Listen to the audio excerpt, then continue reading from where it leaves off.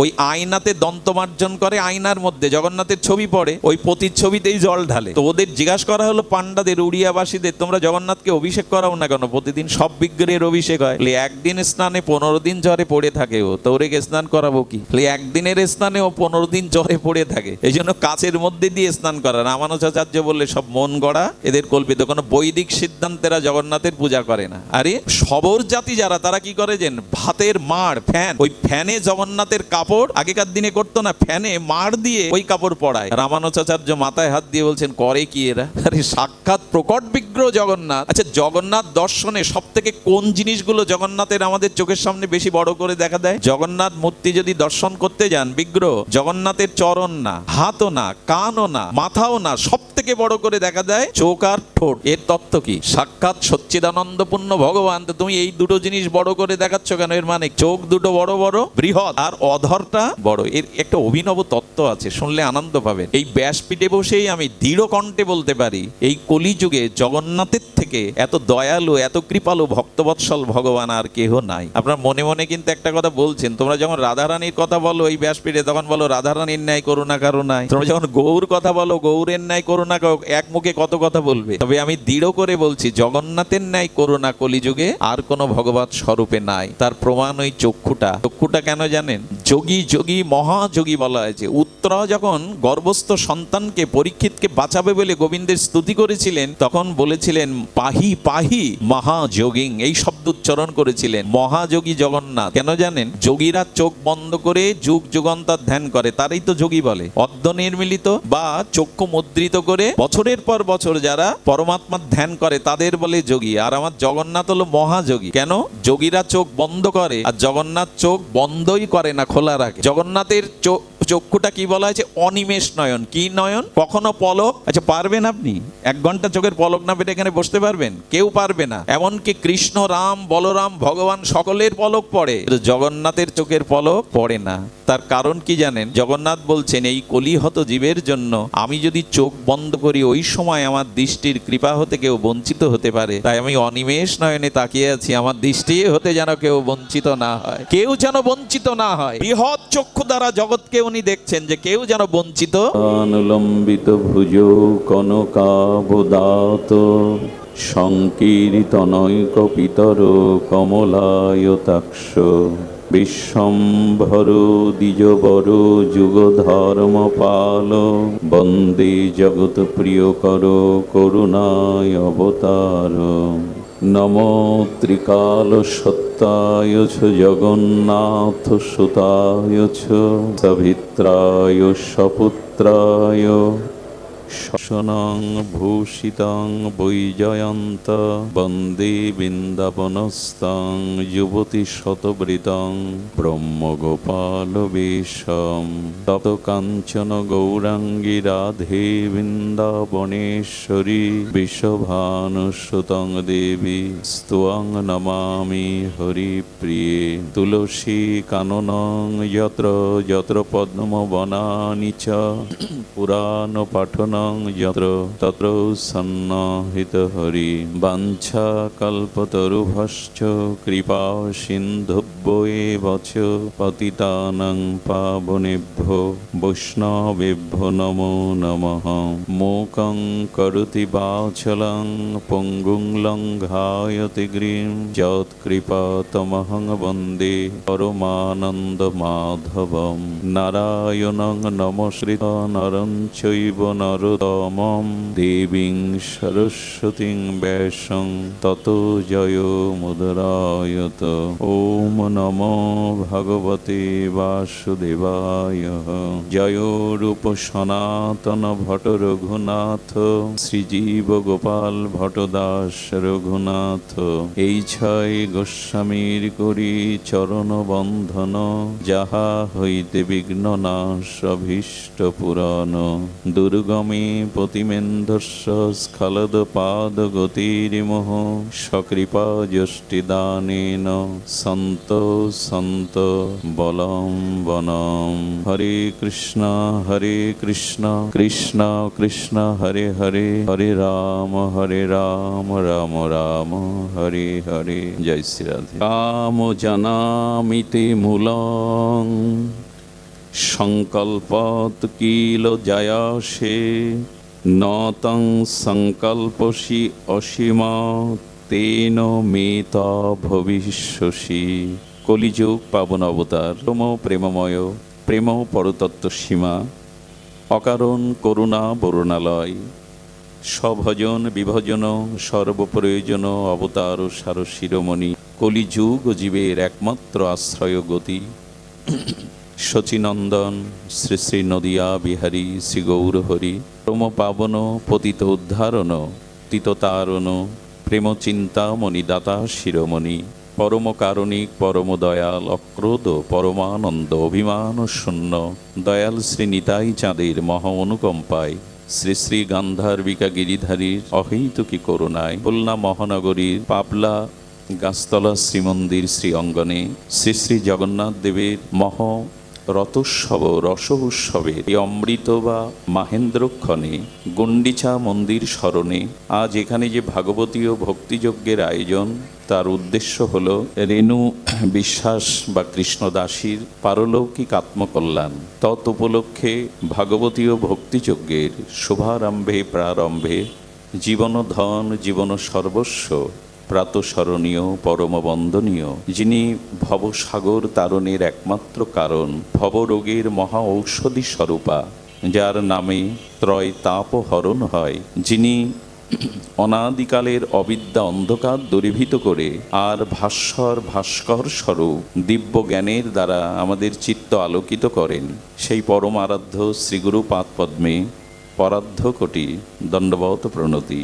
এই অমৃত যজ্ঞে সুধা যজ্ঞে সংকীর্তন আচার্যবৃন্দ, মহতি ভগবত আচার্যবৃন্দ, সাধুজন মহতজন সন্তজন, শ্রদ্ধাশীলা ধর্মশীলা কল্যাণিয়া ধর্মমূর্তি দেবীমূর্তি শ্রদ্ধামূর্তি মাতৃগণ, শুভারম্ভে সকল ভক্তচরণে সশ্রদ্ধ দণ্ডবত প্রণতি। কাম জানামি তে মূলং সংকল্পত ক্লিং জায়সে ন তং সংকল্পই অসুমি তেন মে তে ভবিষ্যতি। সুদীর্ঘ সুরম্য দৃশ্যমান যে রথ, এই রথে যদি জগন্নাথ আরূঢ় না হন, রথে যদি জগন্নাথকে তোলা না হয়, আসীন না করা হয়, শূন্য রথের কি আলাদা মর্যাদা থাকে? রথপুরী জগন্নাথকে যদি নামানো হয়, সেই রথের মহিমান্বিত হয় কি?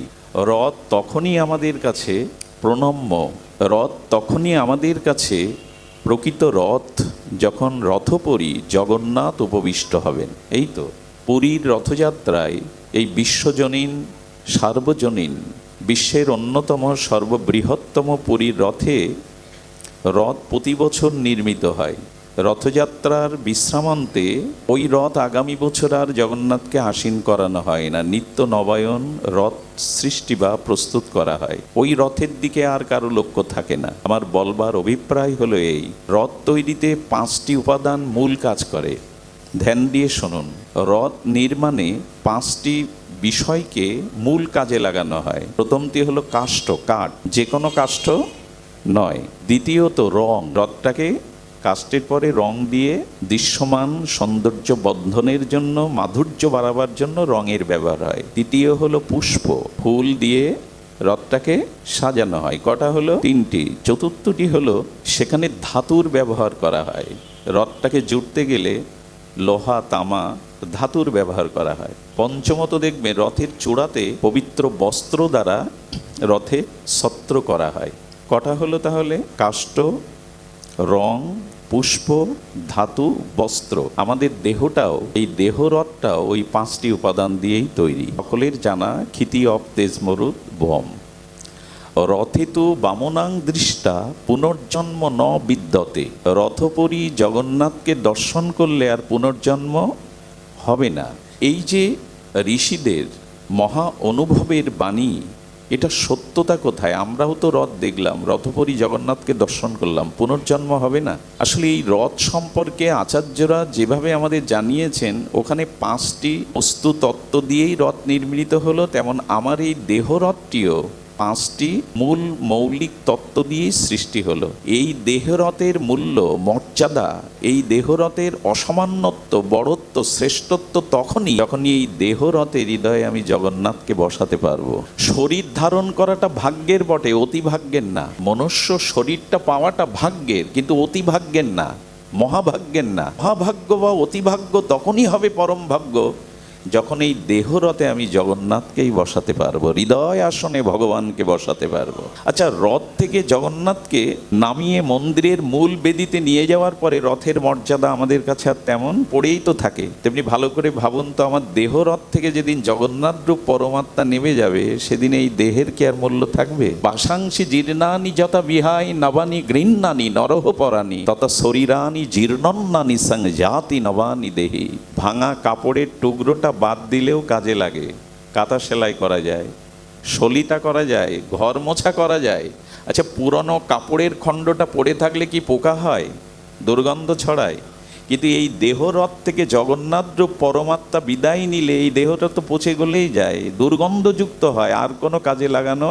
এই জন্য ভগবান বললেন কাপড় জীর্ণ হয়, আর জগন্নাথ চলে গেলে, পরমাত্মা চলে গেলে এই শরীর অনন্যভাবে জীর্ণ হয়। ভাঙা কাপড়ের যে মূল্য আছে, শরীর থেকে পরমাত্মা চলে গেলে শরীরের ভাঙা কাপড়েরও যে মূল্য আছে, শরীরের সে মূল্য নাই। রথ কি শুধু বাইরের কাঠের নির্মিত রথে তুলবো জগন্নাথকে? জগন্নাথকে তুলতে হবে হৃদয়ে। যদি বলেন হৃদয়ে তিনি আছেন, থাকলে হবে না, উপলব্ধিতে আনতে হবে। হৃদয় দেবতা আছুজ প্রাণে মন যেন তাহা নিয়ত জানে। বিশ্বকবি। জগন্নাথ আত্মা রূপে আমার হৃদয়ে রয়েছে, এটা রয়েছে, কিন্তু উপলব্ধি কোথায়? আচ্ছা, মন্দিরে যখন শ্রীবিগ্রহ দর্শন করি, ভক্তিতে আপ্লুত হয়ে, শ্রদ্ধান্বিত হয়ে, তখন কামক্রোধ জাগে কি আমাদের? হিংসা জাগে কি মন্দিরে দাঁড়িয়ে বিগ্রহ দর্শনে? তা আমি যদি সবার মধ্যে জগন্নাথকেই দেখতাম, সবার মধ্যে পরমাত্মাকে দেখতাম, তো কার প্রতি হিংসা বিদ্বেষ করতাম আমি? উপলব্ধি আসেনি। এই জন্য এই দেহ থেকে পরমাত্মারূপী জগন্নাথ নেমে গেলে এই দেহরথের আর মূল্য নাই। যদিও আজকের অনুষ্ঠান আত্মকল্যাণার্থে, কিন্তু যেহেতু রথযাত্রার সময় আমরা পার করছি, এই জন্য রথকে শ্রদ্ধা জানিয়ে আমরা দেহরূপী রথে আমাদের জগন্নাথ রূপী শ্রী ভগবানকে হৃদয় আসনে যেন উপলব্ধিতে বসাই। যদি হৃদয়ে অন্তর্যামী রূপে তুমি আছো এই উপলব্ধি হয়, এই উপলব্ধি হলেই কিন্তু জন্ম মৃত্যু এড়ানো যাবে। শুধু রথে জগন্নাথকে ওইভাবে দেখলে জন্ম মৃত্যু এড়ানো যাবে না, উপলব্ধিতে আনতে হবে। বুদ্ধিজন, বস্তুত শরীর সুন্দর নয়, কতগুলো খুব ধ্যান দিতে হবে। বস্তুত শরীর, পরমাত্মা বা দেহেই হলো সুন্দর। খালি রথের মূল্য নাই তো। জগন্নাথ যদি রথে না ওঠে, তেমন এই দেহ সুন্দর নয়, পরমাত্মাই। আমরা দেহকে, দেহের সৌন্দর্যকে, রূপ যৌবনকে সুন্দর ভেবে বসি, সুন্দর দেহ নয়। দেখুন, এই দেহ কলুষিত, কত জন্মের পাপ অপরাধ বহন করছে এই দেহে, করছে কিনা? পাপ না থাকলে, অপরাধ না থাকলে, কর্মফল না থাকলে আমাকে পুনর্জন্ম নিতে হতো না। আমার দেহে কত কলুষিত, কত অপবিত্র অশুদ্ধতা আছে। নবদ্বার দিয়ে সর্বদা স্বভাবত দুর্গন্ধ বেরোচ্ছে। এই চামড়াটার অন্তরালে হাড্ডি, মাংস, অস্থি, মজ্জা, মল, মূত্র, ক্ষুদ্র কৃমি, কীট পর্যন্ত আছে। এই অশুদ্ধ অপবিত্র কর্মফলযুক্ত শরীরে কি করে ভজন হবে, কি করে ভগবৎ প্রাপ্তি হবে? হবে তখনই যখন এই অশুদ্ধ কর্মফল প্রারব্ধ শরীরে আমি ভগবানকে উপলব্ধি করতে শুরু করবে যে আমার হৃদয়ে তিনি আছেন। শরীর এত অপবিত্র যে প্রিয়জন মারা গেলেই অগ্নি দাহ করবার জন্য ব্যস্ত হয়ে যায়। কারণ 2-4 দিন রাখা যায় না প্রিয়জনকে। তোমার এত প্রিয়, তারই ঘর, তারই বাড়ি, তারই স্ত্রী পুত্র, 2-4 দিন দেরি করো পুড়িয়ে দেওয়ার ব্যবস্থা। আসলে শুদ্ধ নয় বলেই, অপবিত্র হবে বলেই, রোগ ছড়াবে বলেই, রাখার বিধান নেই বলেই তাড়াতাড়ি পোড়ানোর ব্যবস্থা করা হয়। এখন আমাকে পোড়াচ্ছেন না কেন, পোড়ানোর কথা চিন্তা করছেন না কেন? বিল্লমঙ্গল, তোমাকে এখন পোড়াবো শ্মশানে, বলে পরমাত্মা আছে বলে এটা কেউ ভাবছেন না আপনারা, কিন্তু এখন মারা গেলে এইটাই ভাববেন আপনারা। এই জন্য আমাদের উচিত হবে এই দেহরথে জগন্নাথকে হৃদয়ে বসিয়ে উপলব্ধি করা। আর উপলব্ধি হলে কি হবে জানেন? হৃদয়ে দেবতা আছো যে প্রাণে মন যেন তাহা নিয়ত জানে। তখনই কি হবে জানেন? পাপেরও চিন্তা মরে যেন দহি দুঃসহ লাজে। তুমি হৃদয়ে আছো, এই উপলব্ধি হলে পাপের চিন্তায় আমার লজ্জা আসবে। তোমাকে হৃদয়ে রেখে আমি পাপ কর্মে রত হব, তখনই জন্ম এড়ানো যাবে। একটা এই প্রসঙ্গে আপনাদের বলে রাখি, দেখুন, কোনো দুঃখী ব্যক্তি, কোনো শোকগ্রস্ত, মোহগ্রস্ত ব্যক্তি অন্যকে দুঃখ দূর করতে পারে না, সুখী করতে পারে না। আচ্ছা, নিজে শান্ত না হলে কোনো অশান্ত ব্যক্তিকে আপনি শান্ত করতে পারবেন? ধ্যান দিন শব্দের দিকে। আমি অশান্ত, আমি অন্য কোনো অশান্ত ব্যক্তিকে কি শান্ত করতে পারবো? সিদ্ধান্ত হলো তুমি যদি শান্ত হও তখন অশান্তকে তুমি শান্ত করতে পারবে। এই যে দুঃখী ব্যক্তি আরেকজনকে দুঃখ দূর করতে পারে না, সুখ দিতে পারে না, অশান্ত কোনো ব্যক্তি কোনো অশান্ত ব্যক্তিকে শান্ত করতে পারে না, আগে নিজে শান্ত হতে হয়। শান্ত কিভাবে হব? দুঃখ কি করে দূর করে আমার জীবনকে আনন্দময় করব, এই প্রশ্নের উত্তর আজ আমরা পাঠে শুনব। আমাকে সুখী হতে হবে, নাহলে অন্যকে আমি সুখ দিতে পারবো না। এই জন্য মহাপ্রভুর মহাবাণীতে বলছেন, জন্ম সার্থক করি করো পর উপকার। আগে নিজের জন্মটা সার্থক করো, তারপরে পর উপকারের কথা ভাবো। তোমার জন্ম সার্থক না হলে তুমি অন্যের জন্মকে সার্থক করতে পারবে না। জন্ম সার্থক হবে কিসে? আমি সুখী হব কিসে? আমি শান্ত হব কি উপলব্ধিতে আমি শান্ত হব?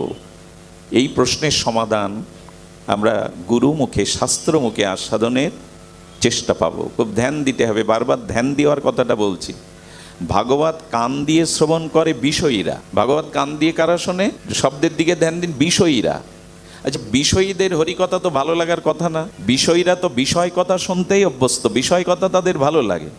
বলো না, বিষয়ীরাও হরিকথা শুনতে আসে, কারণ হরি কথার মধ্যে একটা স্বাভাবিক সুখ আছে। হরি কথাটাই সুখ, ভগবানের নামরূপ লীলা কথার মধ্যে স্বাভাবিক সুখ আছে। তো বিষয়ী লোক বিনোদনের জন্য, অর্থাৎ কর্ণ এবং মনের বিনোদন বা মনোরঞ্জনের জন্যই হরিকথা শুনতে আসে, নিজের স্বভাব বদলানোর জন্য আসে না। কি বললাম কথাটি? বিষয়ী লোক হরিকথাতে আনন্দ পাবে না, তারা তবু আসে কেন?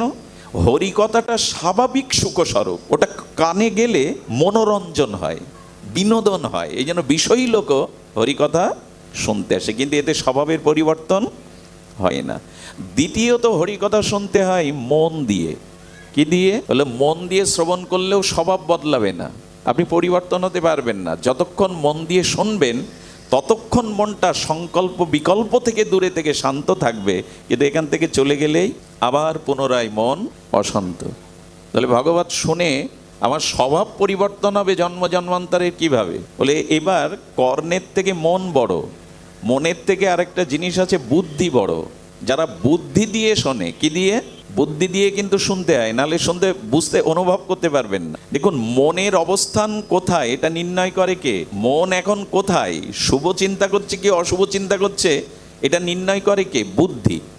যারা বুদ্ধি দিয়ে ভাগবত শ্রবণ করে, ধ্যান দিন, কর্ণ আছে, বসমা বসো, কর্ণ আছে, মন দিয়ে শুনলেন, বুদ্ধি প্রয়োগ করলেন। বুদ্ধি দিয়ে শুনলে কি হয় জানেন? কিছু দিনের জন্য, কিছু কালের জন্য, কিছু সময়ের জন্য মানুষ পরিবর্তন হয়। এই যে কিছু সময় কিছু কাল সে দীক্ষা নিল, ভজন শুরু করলো, তিলকমালা নিল, সাধুসঙ্গ শুরু করলো, কিন্তু বাস্তব প্রতিকূল অবস্থা যখন তার সামনে আসছে, ধীরে ধীরে তার পূর্বের শ্রদ্ধা আগ্রহ নষ্ট হয়ে যায়। স্বভাব সংশোধন হবে কি করে? বলে স্বভাব সংশোধন হতে গেলে তোমাকে শুনতে হবে কি দিয়ে? চিত্ত দিয়ে। কি দিয়ে?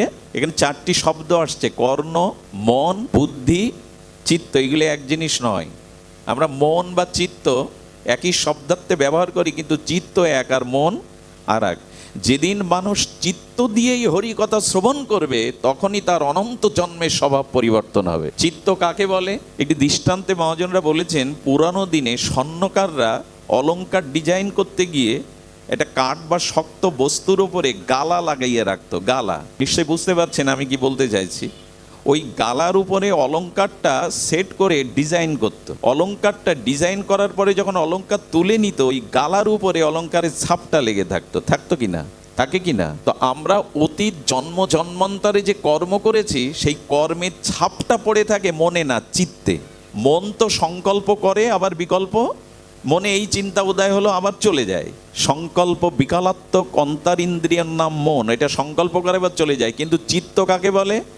আমার অতীত অনন্ত জন্মের যে কর্মের সংস্কার যাতে ছাপ থাকে, এই জন্য স্বভাব মানুষ সহজে বদলাতে, যে ছাপ পড়ে রয়েছে। তো যখন ওই চিত্তে কথাটা পৌঁছায়, মনের দ্বারা বুদ্ধির দ্বারা, বিবেকের দ্বারা হরিকথাকে চিত্ত পর্যন্ত পৌঁছাতে পারবেন। ওই যে গালার উপরে অলংকারের চিহ্নটা রয়েছে ওটা আর থাকবে না, যদি আরেকটু তাপ দিতে পারেন। তাপ দিলে কি হবে?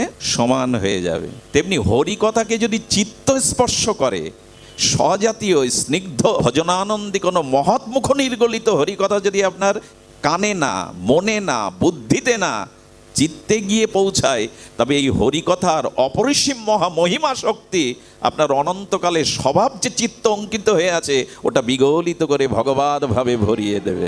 তো দিয়ে হরিকথা শোনো, আমরা তো কানটাই দিতে পারি না, চিত্ত তো অনেক দূরে। অনেকেই প্রশ্ন করে, আপনারা ভাগবত বলতে এসে ভাগবত শ্রবণের কত ফলশ্রুতি বলেন, শুনলেই মঙ্গল, শ্রবণই মঙ্গল।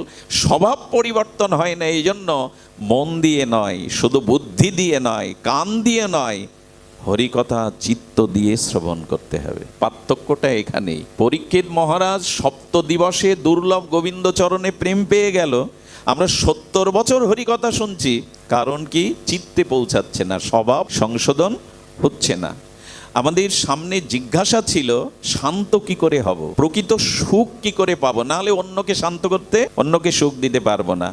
একমাত্র কারণ হলো শান্ত হওয়ার, যদি কিনা আমার জীবনে ভজন আর ভক্তির সাথে আমি যুক্ত হই। শান্ত হওয়ার, শান্তি পাওয়ার একটাই উপায়, যদি আমি ভক্তির সাথে নিজেকে যুক্ত করতে পারি।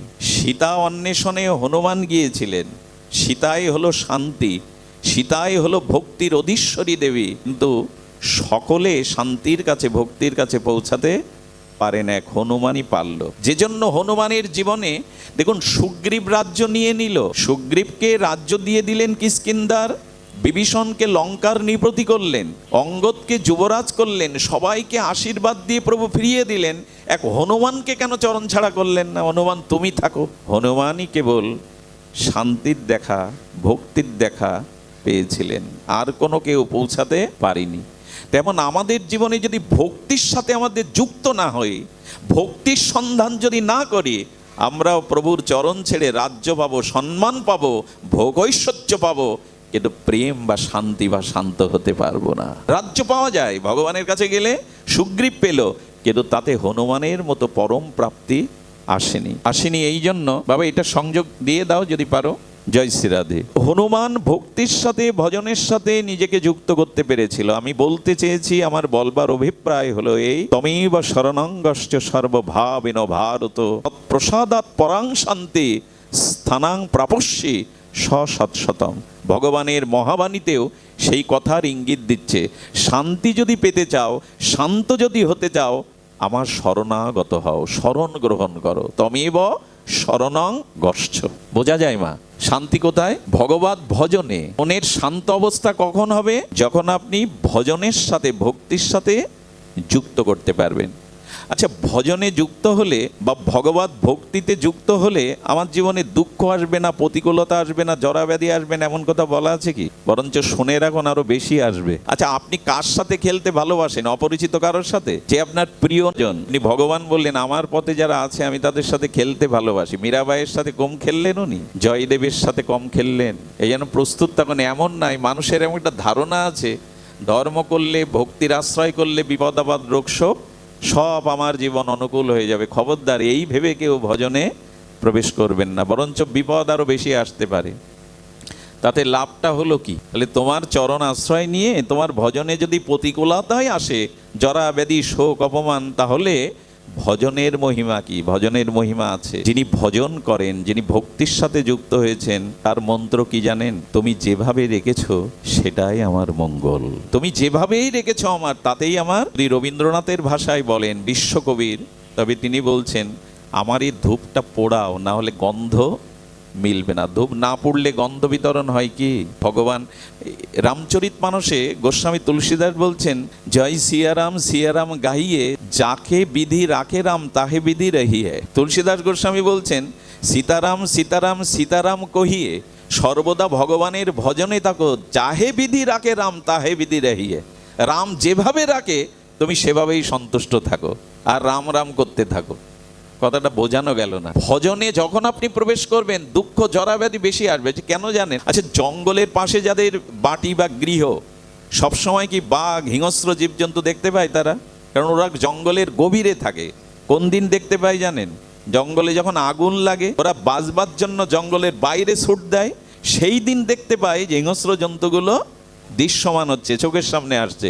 যেদিন ভজনের আগুন লাগবে সেদিনও কাম, ক্রোধ, দুঃখ, জরাব্যাধি আরো বেশি করে সামনে আসবে। বেরিয়ে যাচ্ছে কিনা এই জন্য দেখা দেবে বেশি করে। সিয়ারাম সিয়ারাম সিয়ারাম কহিয়ে যাহে বিধি রাখে রাম তাহে বিধি রাহিয়ে। তুলসীদাস গোস্বামী বলছেন, রাম রাম করতে থাকো, ভজন করতে থাকো, উনি যেখানে রাখুন তখন তোমার সন্তুষ্টি কমবে না, তখন তোমার ভিতরে দুঃখের আবেগ আসবে না। কেমন জানেন? তো জিনিস এখানে ক্রিয়া করছে, একটা বাল্ব, একটা ইলেকট্রিক পাখা, এখানে ক্রিয়া করছে কি কি? হলো বাল্ব আর একটা হলো ইলেকট্রিসিটি পাখা। এর দুটো ধর্ম দেখে একই বিদ্যুৎ দিয়ে পরিচালিত হচ্ছে, ক্রিয়াশীল হচ্ছে, কিন্তু আপনি যখন বাল্বের সুইচটা অফ করে দেবেন সঙ্গে সঙ্গে অফ হবে কিনা? কিন্তু ফ্যানটা সুইচ অফ করে দিলে আর 2-4 পাক ঘুরবে কিনা? সঙ্গে সঙ্গে কি বন্ধ হবে?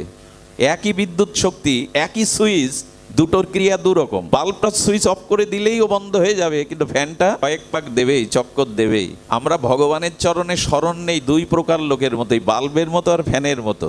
প্রভু, আমি বাল্বের মতো, সুইচ তোমার হাতে, তুমি যেভাবে রাখো আমি সেভাবেই রাজি আছি। এই হলো ভক্তের কাজ।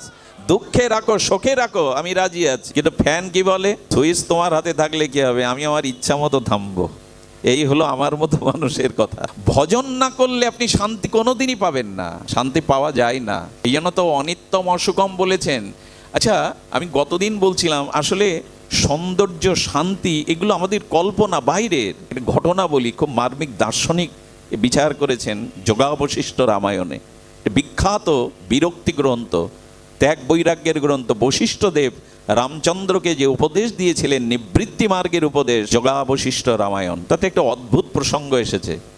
রাজা জনক, রাজা হয়েও ঋষি, উনি পালঙ্কতে, স্বর্ণ পালঙ্কেতে শুয়ে স্বপ্ন রাজ্যে চলে গেছেন। এই স্বপ্নতে দেখলেন বিদেশি শত্রুসা এসে যুদ্ধের দ্বারা জনককে পরাস্ত করলেন, রাজ্য ছিনিয়ে নিলেন, রাজ্য পদ নিয়ে নিলেন এবং জনকের ঘোষণা করে দিলেন কোনো প্রজা যদি জনককে আশ্রয় খাদ্য দেয় তাকে মৃত্যুদণ্ড দেয়া হবে। রাজ্য থেকে অপমান করে বের করে দেয়া হলো। 3 দিন বুভুক্ষ, আচ্ছা 3 দিন বুভুক্ষ রাজ্য থেকে বিদায় নিয়েছে, অথচ উনি কোথায় শুয়ে আছেন? পালঙ্কে, রাজপ্রাসাদের মধ্যে সোনার পালঙ্কে। ওনার চারিদিকে দাস দাসী, অথচ স্বপ্নে উনি সব হারা। 3 দিন বুভুক্ষ অবস্থায়, ক্ষুধার্ত অবস্থায় যখন ওনার প্রাণ ওষ্ঠাগত, তখন এক ছত্রে গিয়ে একটু খিচুড়ি পেয়েছিলেন। খিচুড়ির পাত্রটা যেই বের করে প্রসাদ পেতে যাবেন, একটা চিল এসে সেটা নিয়ে গেল। উনি যখন ক্ষুধায় কাতরাচ্ছেন তখন ওনার স্বপ্ন ভেঙে গেল। গিয়ে দেখেন উনি পালঙ্কের উপরে, আর দাস দাসীরা সব আছে, কিন্তু স্বপ্নের ওই দৃশ্যটা উনি ভুলতে পারছেন না। উনি যখন স্বপ্নে থেকে উঠেছেন সেই দিন থেকে একটা শব্দ উনি বারবার উচ্চারণ করছেন, ওটা সত্য না এটা সত্য। আমি যে রাজত্বে আছি এটা সত্য না। এখন রানী ভাবছেন নয়না, জনক রাজার স্ত্রীর নাম নয়না দেবী, নয়না ভাবছে রাজা কি স্মৃতিভৌমা হলো, এটা সত্য এটা সত্য। কি সত্য উনি তো বুঝতে পারছেন না। স্বপ্নের রহস্যের নামটা আমরা শুনেছেন, এত বড় জ্ঞানী, এত বড় বৈদিক দর্শনের নৈয়ায়িক, এত বড় ঋষি, তিনি 8 জায়গায় বাঁকা হলেন কেন? আসলে ওনার পিতা বেদ পাঠ করছিলেন। এই বাচ্চাকে থামাও না, বেদ পাঠ করছিলেন ওনার পিতা। অষ্টবক্র তখন মায়ের গর্ভে। বেদ পাঠের যখন উচ্চারণ করছেন, উচ্চারণটা ভ্রম হয়ে যাচ্ছে, উচ্চারণটা যথার্থ হচ্ছে না। গর্ভ থেকে বলে উঠেছে, হে পিতা, আপনার উচ্চারণ ভ্রমাত্মক হয়ে যাচ্ছে। উনি চোখ খুলে বললেন, এখানে কথা বলার তো কেউ নেই, কে বলছে? আবার পাঠ করতে গিয়ে আবার ভ্রম হচ্ছে, আবার বলছেন, তাই হবে। ওর 8 জায়গায় যেন যখন পিতার ভুল ধরতে শুরু করেছে, এই অভিশাপে এই অষ্টবক্র 8 জায়গায় বাঁকা হয়ে জন্মেছিল। কিন্তু মেধা বাঁকা নয়, মেধা ছিল, তিনি ঋষি, আচার্য, ঋতম্ভরা প্রজ্ঞা নিয়ে জন্মেছিলেন এই অষ্টবক্র, অসাধারণ মেধা। উনি আসার পরে প্রশ্ন করছেন, এটা সত্য না ওটা সত্য। তখনই প্রশ্নের উত্তর দিয়েছিলেন, দিয়ে বলেছিলেন, দেখুন আমরা যখন গভীর ঘুমে অর্থাৎ সুষুপ্তিতে নিমগ্ন থাকি, গভীর ঘুমে, আচ্ছা গভীর ঘুমের মধ্যে নিমগ্ন থাকলে আপনি কোথায়, কি আপনার পরিচয়, আপনি হিন্দু না মুসলমান, আপনি নারী না পুরুষ, এই তত্ত্ব কি তখন জানতে পারা যায়? থাকে? মনে থাকে? একটু কথা বলুন, মনে থাকে কি? গভীর ঘুমের মধ্যে কে আমি, আমার পরিচয় কি, আমি স্ত্রী না আমি পুরুষ, আমি রাজা না ভিখারি, বিদ্বান না মূর্খ, আমি হিন্দু না মুসলিম, এই বিষয় থাকে কি? তখন দেখেছিলেন? বললেন না। বলে স্বপ্ন যখন ভেঙে গেল তখন আপনি পালঙ্কের উপরে আছেন, প্রাসাদ আছেন, এই দৃশ্য দেখেছিলেন। ওই দৃশ্য কি দেখেছিলেন? জাগ্রত অবস্থায় স্বপ্ন থাকে না, আর স্বপ্ন অবস্থায় জাগ্রত অবস্থা থাকে না। উনি বললেন, তো স্বপ্ন অবস্থায় জাগ্রত থাকে না, জাগ্রত অবস্থা স্বপ্নই থাকে না, আসলে কিছুই থাকে না এক ভগবান ছাড়া, এক সত্তা ছাড়া কোনো কিছুর অস্তিত্ব থাকে না। তাই ওটাও সত্য, ওটাও মিথ্যা, এটাও দৃশ্যমাত্র মিথ্যা। জগৎ আমাদের কাছে নিত্য নয়, শাশ্বত নয়। আচ্ছা, এমন তো হতে পারে এখন আপনারা আর আমি এই যে অবস্থানে আছে এটাও স্বপ্ন। কে বলবে দার্শনিক এটা স্বপ্ন না? কথাটা এই কারণে বলা, উদ্দেশ্য হলো এই, অভিপ্রায় হলো এই, যে প্রকৃত শান্তি, প্রকৃত কল্যাণ একমাত্র পরমাত্মার সাথে যুক্ত হলে, ভক্তির সাথে, ভজনের সাথে যুক্ত হলে, কারণ ওটাই শাশ্বত। আমি আগেই বলেছি, গভীর ঘুমের মধ্যে আমার অস্তিত্ব একমাত্র সত্তা বা আত্র থাকবে ভক্তি এবং ভগবান। স্থায়ী হলো ওটা, এ দেহ সংসারে স্থায়ী নয়, এটা অনিত্য, কালের দ্বারা কবলিত, ধ্বংস হবে। ভগবান বা ভক্তি ভজনই হলো স্থায়ী। শান্তি পাওয়ার উপায়, সুখ পাওয়ার উপায় ভগবানের ভক্তির সাথে নিজেকে যুক্ত করা। আর যখনই আপনি যুক্ত হবেন তখন আপনি বাল্বের মতো হবেন, ফ্যানের মতো নয়। তুমি যেভাবে রাখো সেটাই আমার আনন্দ, আমার নিজের বিচার নেই। কারণ ভগবান কখনো আনন্দঘন, সচ্চিদানন্দঘন ভগবান কখনো কারো দুঃখ, কারো অকল্যাণ, কারো অকল্যাণ বা দুঃখ তিনি দেন না। সূর্য কখনো অন্ধকার দিতে পারে না, সূর্য বরঞ্চ অন্ধকারকে দূর করে। তেমন আনন্দ ঘন, সচ্চিদানন্দ ঘন, অনন্ত ঐশ্বর্য মাধুর্য ভগবান, তার থেকে কেউ দুঃখ পায় জগতে কিন্তু এই ছাড়া আপনি শান্তি পাবেন না। মানুষ এত কেন মানসিক রোগে ভুগছে? কারণ সে ফ্যানের মতো, ভগবানের ইচ্ছায় বন্ধ হয় না, ভগবানের ইচ্ছায় থামে না। আমরা স্বাতন্ত্র বুদ্ধি নিয়ে চলছি। ভগবানের সাথে যুক্ত হয়ে বলুন, তুমি যেভাবে রেখেছ সেটাই আমার কল্যাণ, সেটিই আমার মঙ্গল। এই অশান্ত পৃথিবীতে, এই জরা দুঃখ, প্রতিকূল অনুকূল পরিস্থিতিতে শান্তি পাওয়ার একটাই উপায়, ভজনের সাথে, ভক্তির সাথে যুক্ত হয়ে যান। আচ্ছা, আমাদের বৈদিক সনাতন সভ্যতায়, সংস্কারে দুটি গ্রন্থের আগে শ্রীমৎ শব্দ বসানো, আর কোনো গ্রন্থে শ্রীমৎ শব্দ বসেনি। আমি যদি একটু কঠিন বা একটু দার্শনিক বিচার করছি, লীলা কথা পরে হবে, তোটা এই বিশেষণটা নাই। কেন শ্রীমৎ দেওয়া? শ্রীমৎ দেওয়া এই জন্য যে বিবাহের দিনে যেমন বর এবং বধূকে শৃঙ্গার করে মুকুট পরানো হয়, সেখানে তাদেরকে শৃঙ্গার করা হয়, তেমন অনন্ত শাস্ত্রের মধ্যে এই দুটি শাস্ত্রই হলো মুকুটমণি, শৃঙ্গারযুক্ত। সেই দুটি হলো শ্রীমদ্ ভগবদ্ গীতা, শ্রীমদ্ ভাগবতম। এছাড়া অন্য কোনো গ্রন্থে শ্রীমৎ শব্দ প্রয়োগ হয়নি। শ্রী মানে রাধা, শ্রী মানে মাধুর্য, শ্রী মানে অপর মহিমা, আর মত মানে শ্রী ভগবান। শ্রীমৎ অর্থাৎ গীতা এবং ভাগবত, এই দুটি গ্রন্থই সর্ববেদান্তের সার, সর্বনিখিল শাস্ত্রের সার। এটি চালানো যাবে। তেমন নিখিল বেদাদি শাস্ত্রের সার হলো গীতা এবং ভাগবত। এই দুটি ঘৃত, দুগ্ধ থেকেই ঘৃত, দুগ্ধভাবে ঘৃতের অস্তিত্ব নাই, কিন্তু ঘি আর দুধ এক নয়।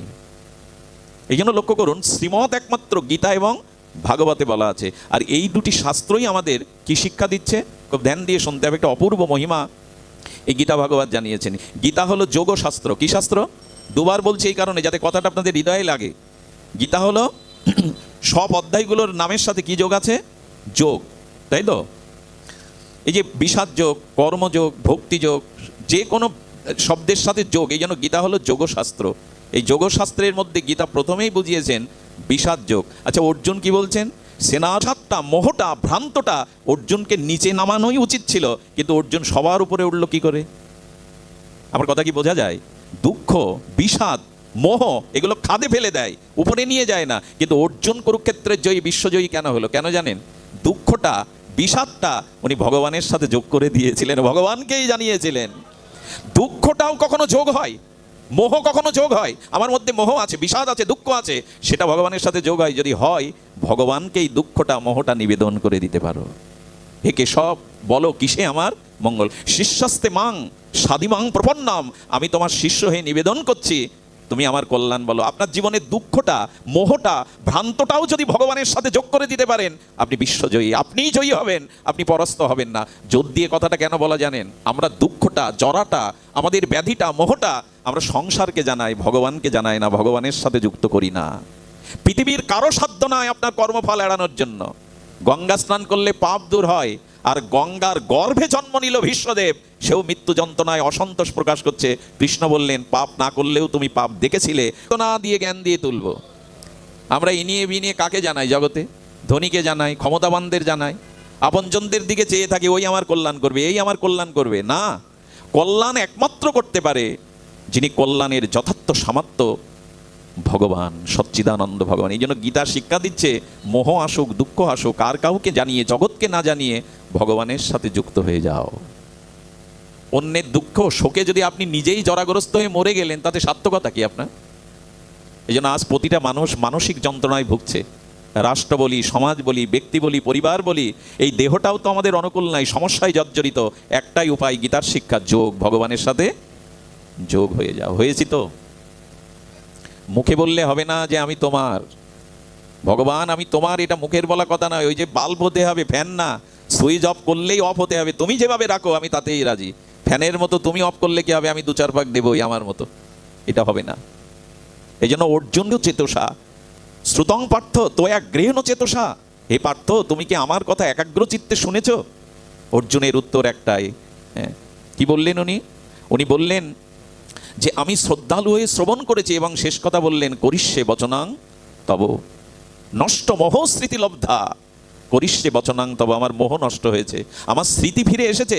আমি বুঝতে শিখেছি গোবিন্দ, তোমার কথাই কথা, আমার কথা কথা নয়। তোমার ইচ্ছাই ইচ্ছা, আমার ইচ্ছা ইচ্ছা নয়। করিষ্যে বচনাং তবে, তুমি যা বলছো তাই আমার মঙ্গল, তুমি যেভাবে রেখেছো তাতেই আমার কল্যাণ। এই পর্যন্ত আসতে পেরেছি আমরা। ভগবানের সাথে যুক্ত হয়ে যান, ভক্তির সাথে যুক্ত হয়ে যান। এখানেই আমাদের প্রকৃত জয়, এখানেই আমাদের প্রকৃত শান্তি।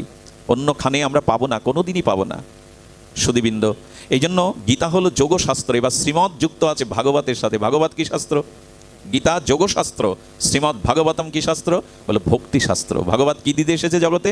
জানিয়ে দিল ভক্তি প্রাপ্তি হতে সকলেই সক্ষম। ভাগবত কি জানাচ্ছেন শুনুন, ভক্তি যে অবস্থানে আছো, যেখানেই আছো, যে পরিস্থিতিতে আছো, ওইখান থেকেই তুমি ভক্তি পাওয়ার অধিকারী। আলাদা কোনো যোগ্যতা তোমার অর্জন করতে ভাগবত কি দিতে এলো? আমরা গ্রহণ করলাম কি? এই যে ভাগবত পাঠ, ভাগবত বলছি, ভাগবত কি দিতে এলো? ভাগবত দিতে এসেছে ভক্তি। ভক্তির ডালি নিয়ে স্বয়ং ভাগবত নেমে এসেছেন। ভাগবত কেন শ্রবণ করতে হবে? কেন সব জায়গায় চণ্ডী পাঠ হয় না, বেদ পাঠ হয় না, এত ভাগবত কেন? বলে ভাগবত ভক্তি দিতেই জগতে আবির্ভূত হয়েছেন। নিগম কল্পতরুর গলিতাং ফলম, সমগ্র নিখিল শাস্ত্রের বিগলিত রস ও অমৃত দিতে এসছে ভাগবত। আমাদের দৃষ্টি দিতে হবে ভাগবতের দিকে। ভাগবত কি দিতে এলো তাহলে? ভক্তি দিতে এসেছে। যেন তেন ভক্তি নয়, ব্রহ্মারও দুর্লভ বিশুদ্ধ ব্রজভক্তি দিতেই ভাগবতের আগমন। সুধীজন, ভোগে কর্মের দ্বারা কখনো আপনার কর্মফল নাশ হবে না। ভক্তি কেন আশ্রয় করতে হবে জানেন? আমি গতদিন এই প্রসঙ্গটা বলছিলাম, এটা অপূর্ব। মানুষের সহজাত প্রবৃত্তি হলো, মানুষের সহজাত সংস্কার হলো, একে অপরের সাথে দেখা হলেই দুটো বিষয়ে আলাপচারিতা করি আমরা। সেই দুটো হলো জন্ম আর কর্ম। দাদা আপনার জন্মস্থান কোথায়? মা আপনার জন্মস্থান কোথায়? কোথায় জন্মেছেন? দ্বিতীয় জিজ্ঞাসা কি, আপনি কি করেন, কোন কোন জায়গায় আছেন, কোন সার্ভিস করেন? এই তো আমরা জিজ্ঞাসা হলে তো এই, আপনার মেজো জামাই কি করে, বড় জামাই কি করে, এই কর্ম এবং জন্ম।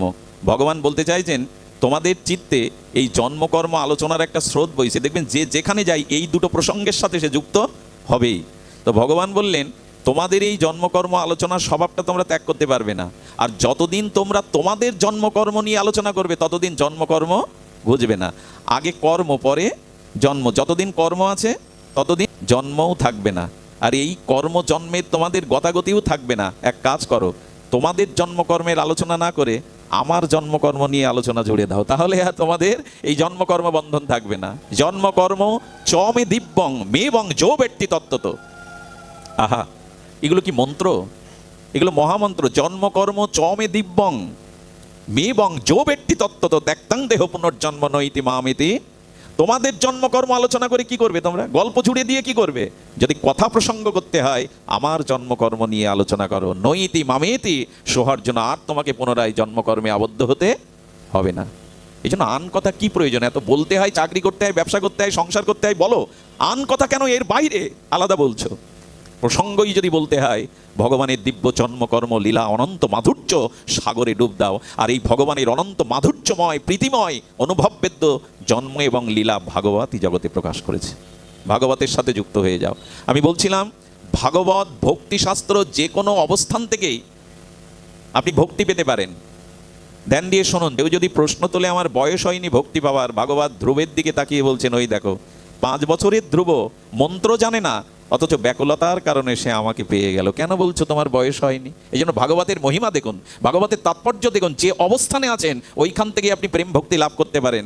ওইখানে জন্ম মৃত্যু জরাব্যাধি এড়িয়ে নিত্য স্বরূপ বৃন্দাবনে গোলকধামে ভগবত শাশ্বত ধামে আপনি চলে যেতে পারেন, যেখানে জরা নেই, মৃত্যু নেই, ব্যাধি নেই, কর্মফলের নিদারুণ অভিশাপ নেই। উপায় কেবল একটাই। ভাগবত বলছেন ধ্রুবের ধ্রুবকা কা বয়স, ধ্রুবের কি বয়স? আমরাই কেবল বয়সের। 50 বছরের বৃদ্ধও যদি বলে গুরু পাচ্ছি না, ঠিকমতো আচার্য পাচ্ছি না, কার কাছে? মার গর্ভে থেকে ভজন শুরু করেছে। আরে 7 মাস বয়সে গর্ভেই নাম করছে প্রহ্লাদ। মা বলেছিল প্রহ্লাদ গর্ভ থেকে শুরু করেছিস কেন? বলো গর্ভের রূপ একটা আশ্রয় যখন পেয়েছি, আর শরীর যখন একটা পেয়েছি তোমার গর্ভে, ভাবলাম গর্ভেই তো অনেক শিশু মারা যায়, প্রসব হতে গিয়েও তো অনেকেই মারা যায়, যদি আর সময় না হয় তাই গর্ভে শুরু। কেউ যদি বলে আমার টাকা নেই তো বৈষ্ণব সেবা ভাগবত হবে কি করে? এগুলো না দিলে তো ভক্তি হবে না, বৈষ্ণব সেবা। আমি বলি কি, ভক্তিতে অর্থের প্রয়োজন নেই, তা সুদামা দেখিয়ে গেছে। 20 বছরে সুশীলা তার স্ত্রীকে একটা শাড়ি কিনে দিতে পারেনি। কয় বছরে? 500 জায়গায় ছেঁড়া শাড়ি পরে ঘরের মধ্যে সুশীলা কাটাতো। 2-3 দিন জল খেয়েই কাটিয়েছে, অন্ন পায়নি সুদামা। ভক্তির জন্য টাকা লাগে। আর এই উত্তরপ্রদেশে ভক্তি স্বাতন্ত্র প্রবল। শব্দটা ধ্যান দিন, ভক্তি হলো স্বাতন্ত্র প্রবল। আগুনে যেই হাত দেবে, জ্ঞাত অজ্ঞাত সারে আগুনের ধর্ম আগুন পালন করবে, শিশুকে ক্ষমা করবে না। ভক্তি হলো স্বাতন্ত্র, শুধু ইচ্ছাটা থাকা চায়।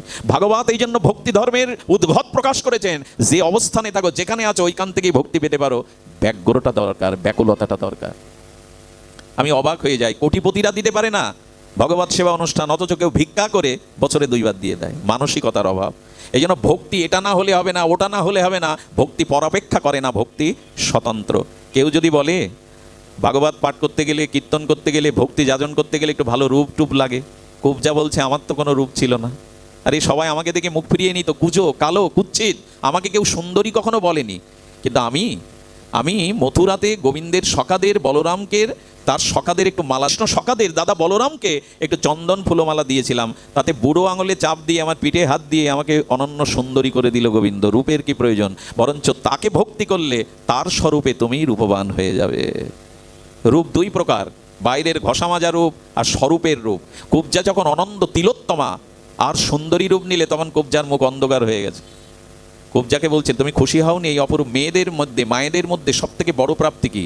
যদি স্বরূপের মাধুর্য রূপ পাই কোনো রমণী। এই স্বরূপের মাধুর্য রূপই হলো নারীর শ্রেষ্ঠ প্রাপ্তি। আর পুরুষের শ্রেষ্ঠ প্রাপ্তি হলো পুরুষের মধ্যে যদি কোনো সৃজনশীল শক্তি কাজ করে। শক্তিমান ছাড়া কোনো পুরুষের অস্তিত্ব কেউ মনে রাখে না। পুরুষ যদি কোনো সৃজনশীল, ভগবানের যে স্বরূপের রূপটা যখন আমার মধ্যে প্রকাশ হবে, মীরাকে দেখে কারো কাম জাগতো? মীরাকে দেখে কারো কাম জাগতো? জাগতো না কেন? অনন্য সুন্দরী ছিল মীরা। জাগতো না কেন জানেন? মীরা গোবিন্দের ভজন করতে করতে স্বরূপের রূপ পেয়ে গিয়েছিলেন। কুবজা বলছেন কানাই আমার রূপ ফিরিয়ে নাও। কানাই আমি কুৎস্ত্রী ছিলাম, কেউ আমার দিকে তাকাতো না, কিন্তু যে রূপ তুমি আমায় দিয়েছো, এই তল্লাটে আমাকে আর কেউ টিকতে দেবে না, সবাই আমাকে ছিঁড়ে খাবে। কৃষ্ণ হেসে বলেছিলেন আমি যাকে রূপ দেই সেই রূপের দিকে কেউ আর কুদৃষ্টিতে তাকায় না। তোমার রূপ দেখে সকলে আমার কথা মনে করবে, সবার আমার ভাবনা আসবে তোমার রূপ দেখে। কিছু কিছু মায়েদের দেখবেন যারা গভীর ভজন করে, এই মায়েদের দেখলেই আপনার চিত্ত শুদ্ধ হয়ে যাবে, মা বলতেই স্বাদ হবে। স্বরূপের রূপই হলো নারীর অনন্য রূপ। আচ্ছা, তার প্রমাণ দেখুন। শূর্পণখা অপরূপ সুন্দরী রূপে রামকে চাইতে গিয়েছিল না? নাক কান কাটা গেল কেন? আর ওদিকে শবরী নিচ জাতির কন্যা, রূপ নেই, বিদ্যা হয়ে গেছেন, চোখে দেখে না। প্রভু রাম তার এটো খেতে আমার রূপ দরকার এমন নয়, ভক্তি আপনি যে কোনো অবস্থান থেকে পেতে পারেন।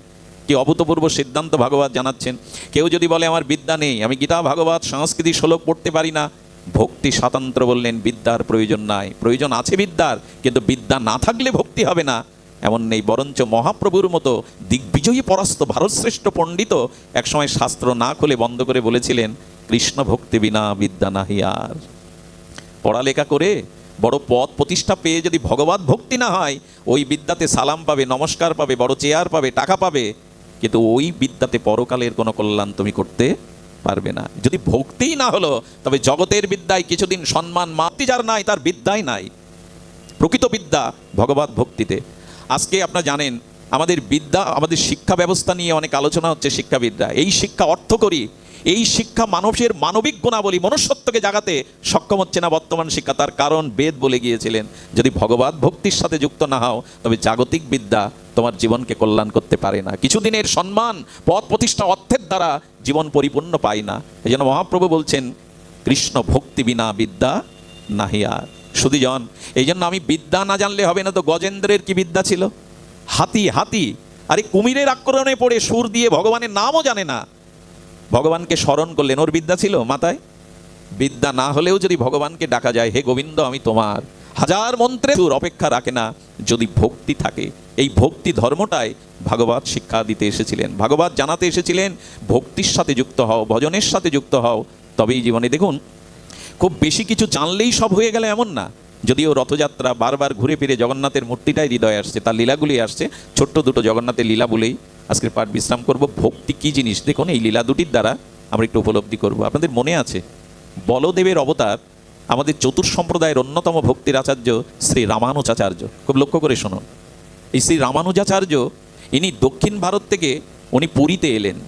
জগন্নাথ মন্দিরে এসে দেখলেন এখানে সেবার কোনো নিয়ম নাই। আরে জগন্নাথকে স্নান করানো হয় না জানেন? পুরীতে জগন্নাথের স্নান কিভাবে হয় জানেন? সামনে আরশি রাখে, আয়না, ওই আয়নাতে দন্তমার্জন করে, আয়নার মধ্যে জগন্নাথ জ্বরে পড়ে থাকে, এই জন্য কাচের মধ্যে দিয়ে স্নান করা। রামানুজাচার্য বললে সব মন গড়া, এদের কল্পিত, কোনো বৈদিক সিদ্ধান্তেরা জগন্নাথের পূজা করে না। আরে সবর জাতি যারা, তারা কি করে জানেন? ভাতের মাড়, ফ্যান, ওই ফ্যানে জগন্নাথের কাপড় আগেকার দিনে করতো না, ফ্যানে মাড় দিয়ে ওই কাপড় পরায়।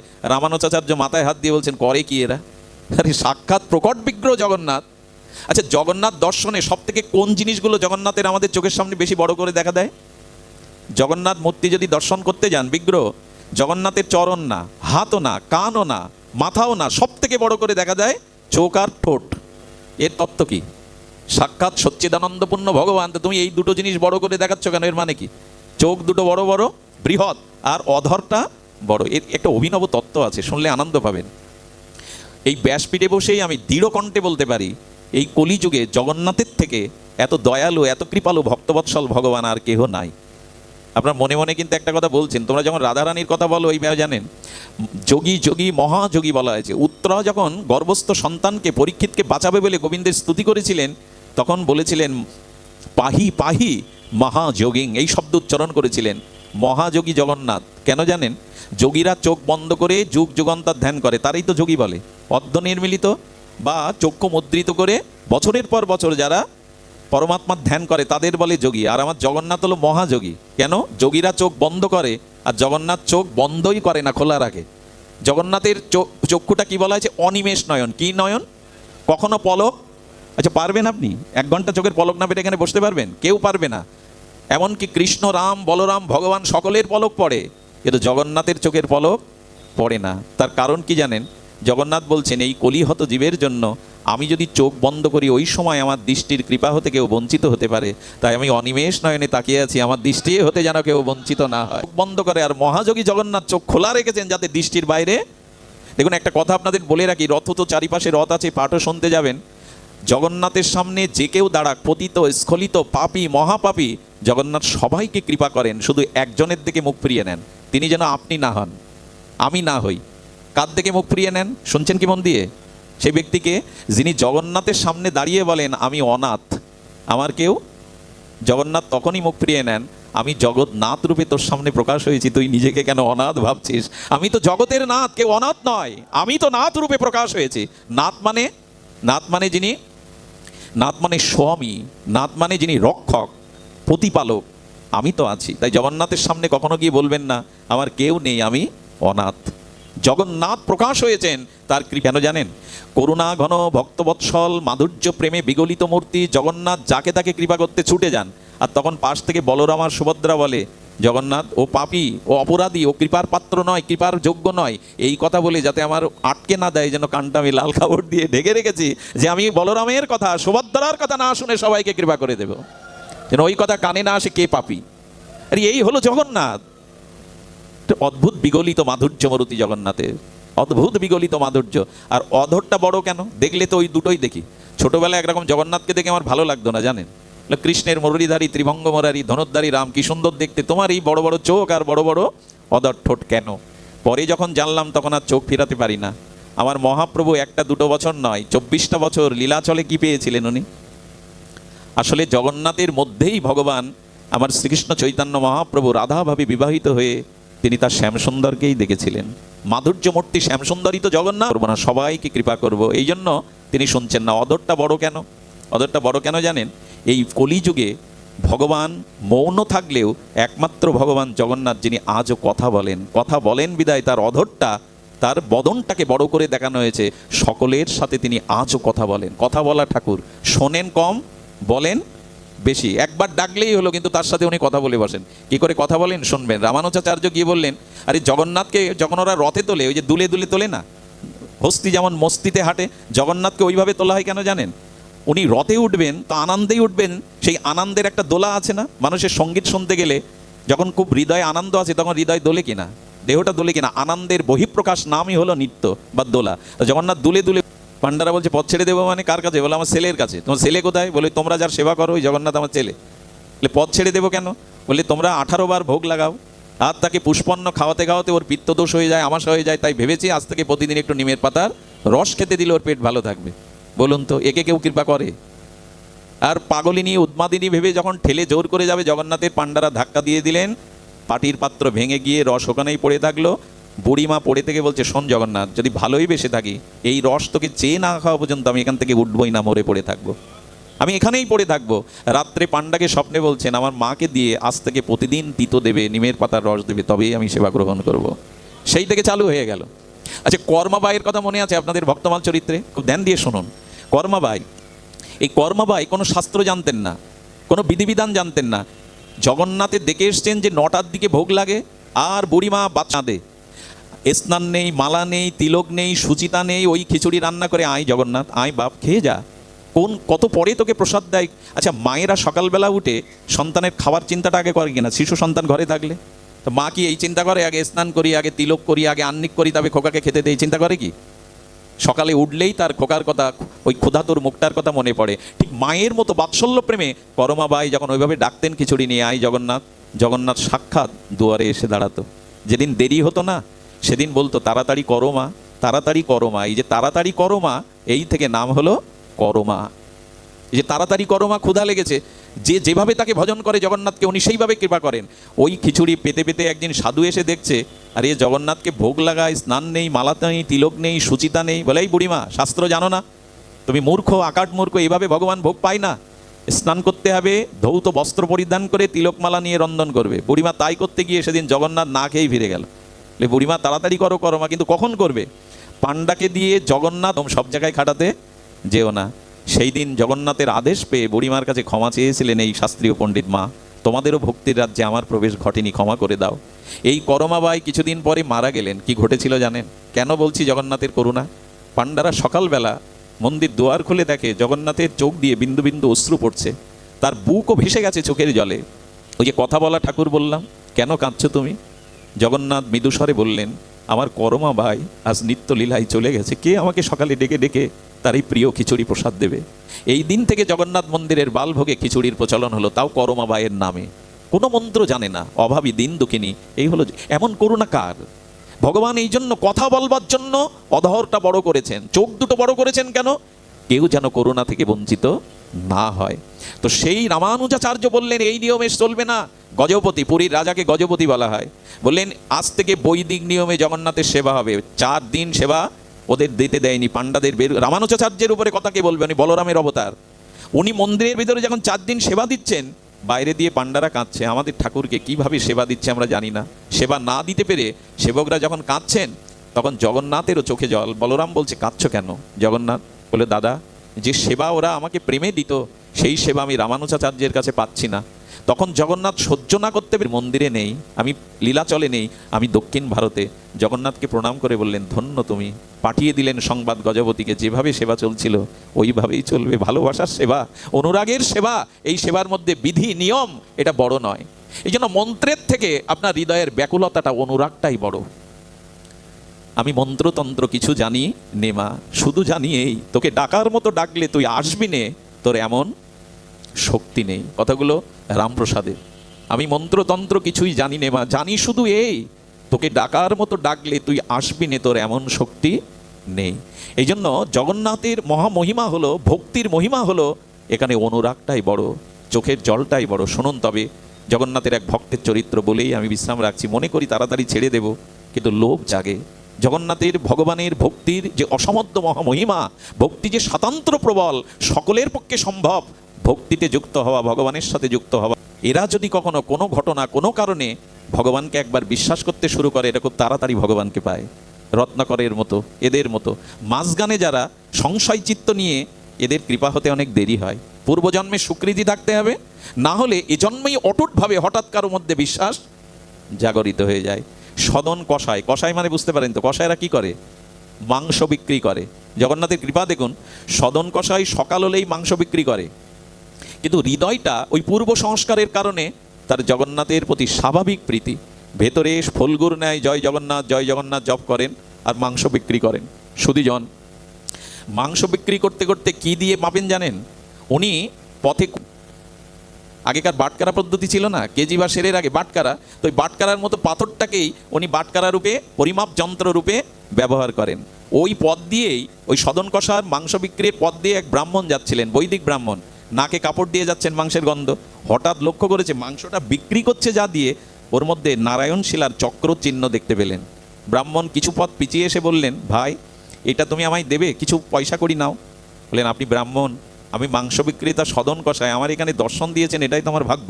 আরে নুড়ি পাথরের কী বা মূল্য আছে, তবে ওকে আমার খুব ভালো লাগে, এই জন্য কাছে দেখেছি, মাঝে মাঝে হাত তুলে দেখি। আপনি যখন চাচ্ছেন নিয়ে যান, পয়সা দেওয়া লাগবে না। কি বলবো, গিয়ে আগে গঙ্গায় ডুব দিলেন আর সেই করতে লাগলেন। 2 দিন বাদে মাথার কাছে এসে ব্রাহ্মণকে স্বয়ং নারায়ণ শিলাই বলছেন, আমার খুব কষ্ট হচ্ছে এখানে, তুমি আমাকে এখান থেকে দিয়ে এসো। স্বপ্নের মধ্যেই বলছেন, সুচারুরূপে তোমার পূজা করছি, কষ্ট হচ্ছে কেন? বললেন, আমি যেখানে ছিলাম না ওখানে বড় শান্তিতে ছিলাম, তোমার এখানে আমি শান্তি পাচ্ছি না। বলো, পঞ্চোপচারে পূজা করছি, ষোড়শোপচারে পূজা করছি, এত ভোগ রাগ আরতি ভালো লাগছে না। বলে, কেন ভালো লাগছে না জানো? সদন কষায় মাংস বিক্রি করে, কিন্তু হৃদয়ে নিত্য নিরন্তর ও যে আমায় স্মরণ করে। মাঝে মাঝে অজান্তে ওর ভক্তির প্রেমশ্রু আমার বুকে এসে পড়তো। তোমার অমৃতের থেকে, তোমার দুগ্ধ মাখনের থেকে, ঘৃতর থেকে ওর প্রেমের অশ্রুটা যখন আমার বুকে পড়তো, আমার বড় আনন্দ হতো। আমি এখানে সুখ পাচ্ছি না, আমাকে ওর কাছে দিয়ে এসো। এই হলো জগন্নাথ, এই হলো ভগবান, এই হলো ভক্তির বিজয়। করতে করতে যে অশ্রু পড়তো, ওইটাই শিলার উপরে পড়তো। ওকে মাঝে মাঝে হাতে দিয়ে দেখতো।